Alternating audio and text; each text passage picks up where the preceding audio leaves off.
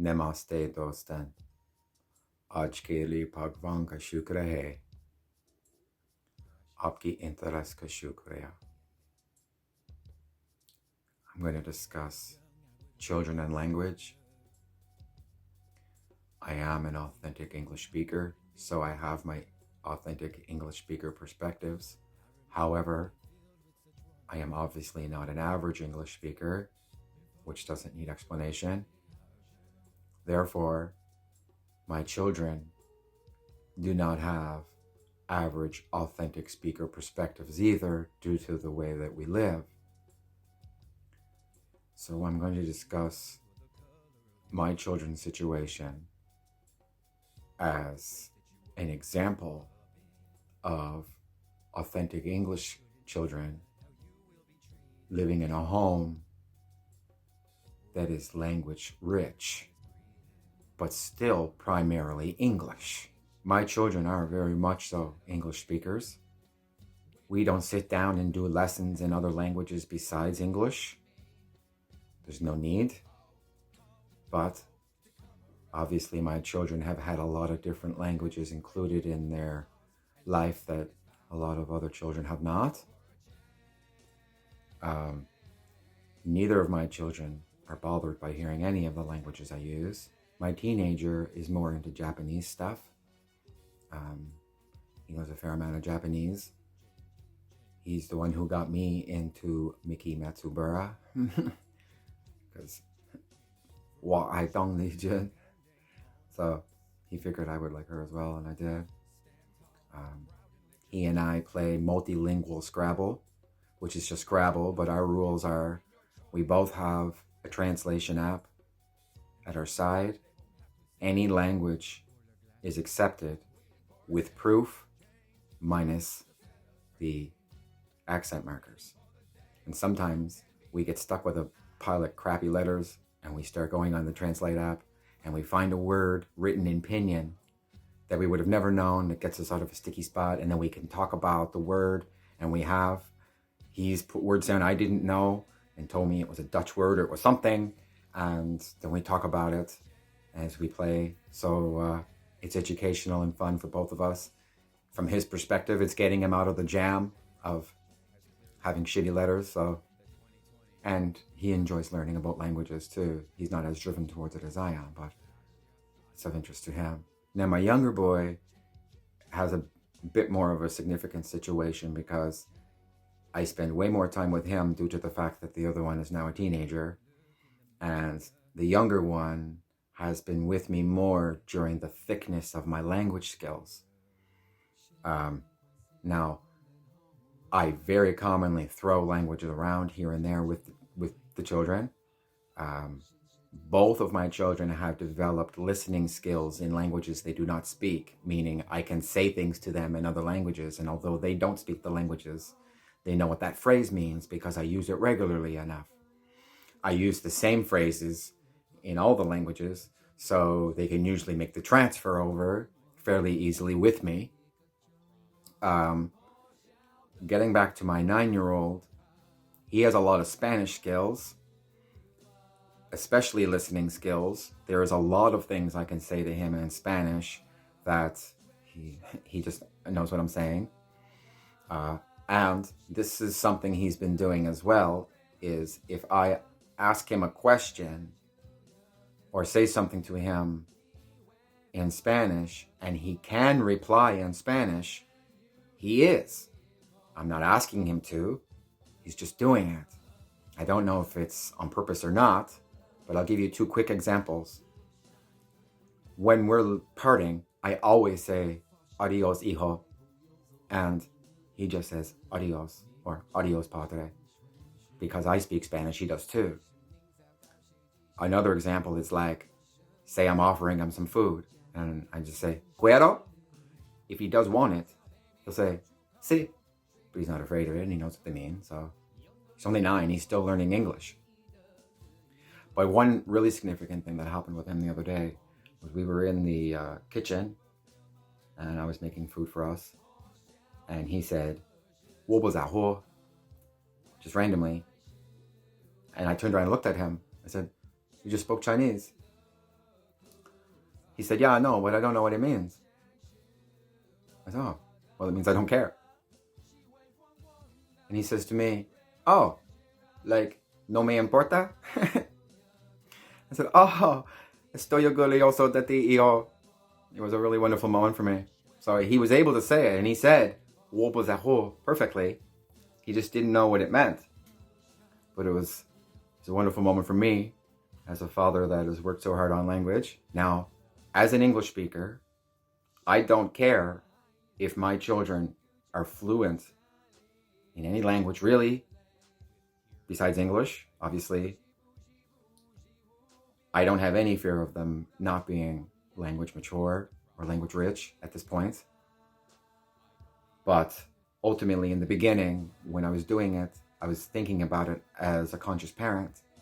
And I just wanted them to be able to include other languages and not cut themselves off from the possibilities that come with including the world. So I don't have any concern with that now. But again, with my given circumstance, if you are developing language and working with children in language, my perspective as an English speaker towards my children and the way it's been governed, I believe could be very useful to you. So I appreciate your time and consideration. I have to try to put some of the sleep discoveries on camera. I am fully aware of how different the information is that I'm about to give you. I have 110% understanding as to why I can comfortably justify living this way, because I understand how different it is and why, but I also understand how useful it can be. I really appreciate if you could take me seriously. I sleep 40 hours a week. I'm like this the whole time. The whole time I'm awake, I'm like this. Peppy, up, whatever, doesn't matter. Right until about 15 minutes before I go to sleep. And when I decide I'm going to sleep, just go to sleep. When I want to get up, just get up. I sleep 5 hours a day. I'm full tilt. All the other hours. Doing whatever. Most people go to sleep. I'm still up for 2 or 3 hours working. Then I go to sleep. I get up before them. I work for a couple hours before they even get up. And you would tell the average person, brother, you need to sleep more. You need to slow down. Does it seem like I need sleep to you? Does it seem like I'm tired to you? Because I'm not. My issues have nothing to do with sleep. The human body is as flexible as nature. And we're beating the fucking shit out of nature. And you know it's true. And you are possibly, compulsively treating your body in that way. With your compulsive consumption of food and drink. You can live however you want. I have not done the damage to my body that you have done for like over a decade. And to add to that, I have made the proper conscious choices to supply my own body with all the proper vitamins and minerals every day from natural source vitamin and minerals. Regardless if you know, regardless if you accept it, regardless if you fucking like it. Your body has very specific things that it wants to live a vital life. You don't have to give it to it. Again, the body is as flexible as nature. But it's well in my understanding that by not damaging my body in that way, when I go to sleep, I do not require nearly the same amount of time of repairs and upgrades as I sleep. making it that much sooner in real time before I can get up fully charged and attack another day. It's well in my understanding that the compulsive food choices are having a massive impact on the quality of our lives and the lack of fucks you have for what you're consuming that gets passed on to your children, the low quality of life that you have from not taking care of your own physical health. Well, that low quality of life is what you're giving to your children. So although I know that is an expansive concept, I feel like intuitionally, logically, it's understood. I do not need the sleep because I don't do the damage. So I don't need the repair time. However, my meditation time does come into play as to how I'm able to balance it, because it allows me a little bit of time to step back out and not quite be asleep, but not really be here. And it's still a break from here, even though it's not sleeping. So my mandatory full break from here that God makes me have is only about 5 hours long. But I myself put in the effort to get another hour of exit time through meditation. And it's because of the two that I get enough breaks to make it happen. So I think if you're conscious of the connection between sleep and meditation and the other, how that will be intuitionally understood, just like I told you about my children's language situation as an example of some possibilities, because I know how different it is. And just like I told you about my sleep discoveries, because they help me a lot and how useful I think it could be. I'm also going to tell you about some perspectives I have from taking such good care of my own health for so long. I feel very vulnerable in telling you because I have been bullied my entire life. That's the end of that sentence. But also specifically towards my food, I don't want to get into it. I have completely different perspectives, I know. It doesn't fucking matter to me. Judge away.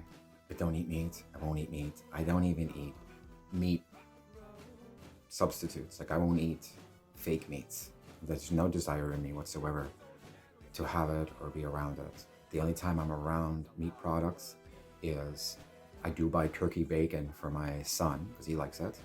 And other than that, the only handling of meat products is at my work, and it bothers me, but I'm not a bitch. I fucking did it my whole life. I can do it. I don't like it. So, I don't eat white dough or white bread or white most things. White rice. There's not really wrong with white rice, but there kind of is, because so much carbs and stuff. There's things about it, but I don't want to get into it. Additionally, in reference to correcting my palate, and what I mean by that is, our foods are abusive to our palates, modernly, generally. And what I mean by that is, it's almost like giving your mouth an unhealthy amount of flavor. And then that increases your brain's expectation of what you're putting in your mouth. And I want to talk about it more, but I can't fucking do it. But anyway, my palate's been corrected. So I can't eat regular chips, they're way too salty. I can't eat a lot of chocolate bars. There's a few I still like, but I don't eat them often, and they're usually generally a treat every once in a while. All I really need in reference to chocolate and stuff is like chocolate granola bar. It makes me feel like I'm having something. Other than that, I want something healthy. And to me, Burger King and McDonald's and Dairy Queen and Harvey's and every fucking one of them, you label them differently because you're thinking about the way they make their fries and the preference to taste, the preference to presentation. To me, every fucking one of those places are killing you. I will not go to McDonald's for the same reason I will not go to Burger King. I have in the past. I don't now. I might once in a while for my children get fries or something, but I'm still very conscious about what I get. I'm very conscious about how often I go there. And to me, don't miss it. It was killing me. Since I gave it up, I've been living more. So what is there to miss? Judge me. It doesn't matter to me. You can put food in front of me that I know I shouldn't eat, but I know how tasty it is. And there's a very strong possibility that unless I'm really hungry, you are not getting me to eat that. I chose my health because I chose to fucking live. And I'm living. 感谢上帝爱我，我必须去。谢谢你的时间，我爱你们。今天吃得好，保持乐观，度过美好的一天。Because it's important to your well-being. 对所有人的和平与爱，再次感谢上帝。Indio Yotora.